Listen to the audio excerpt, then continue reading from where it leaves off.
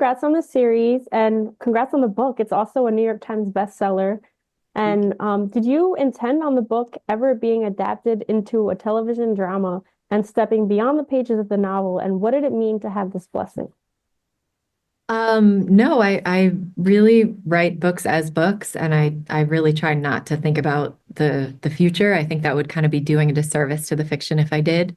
But it's been an incredibly interesting and meaningful experience to help adapt it into a series alongside Nikki, who's the showrunner in the process and who was really, really generous in sharing her knowledge and kind of guiding us all as showrunner.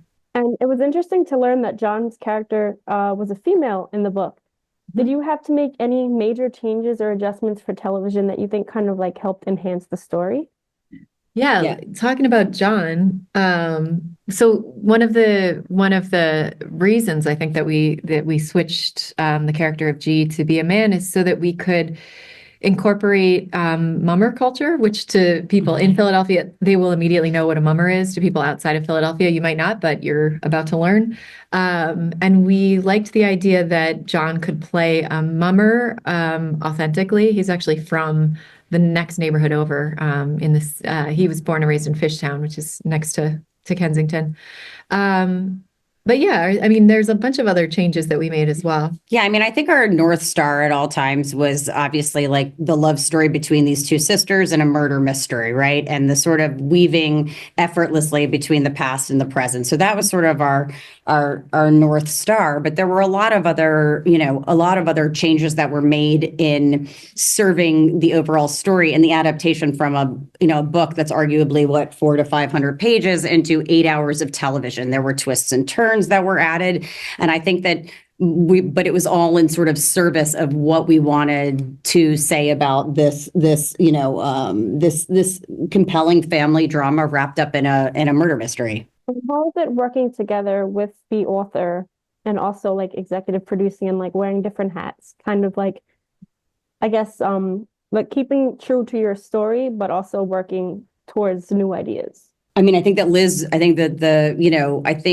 when Liz and I first started having conversations of it, she was, open to changing the things that needed to be changed in the adaptation. And we talked a lot about what that would be, what that was like.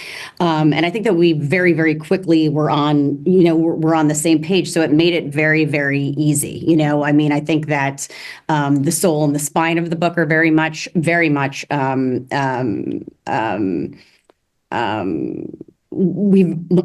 very much tried to be authentic to the soul and the spine of the book is really what I'm trying to say.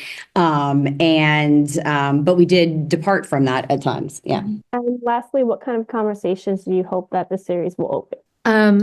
I think a lot of series right now, including ours, are bringing awareness to the idea that substance use disorder is a medical condition and should be sort of kept separate from conversations around culpability or moral failings. I think those conversations can actually be counterproductive to treatment for substance use disorder. I also hope it opens conversations about what it's like to love somebody who's experiencing addiction. I think for better or worse, a lot of families in the US and around the world will be able to relate to the family at the heart of Long Bright River, because so many people have been touched by addiction, including me and my family.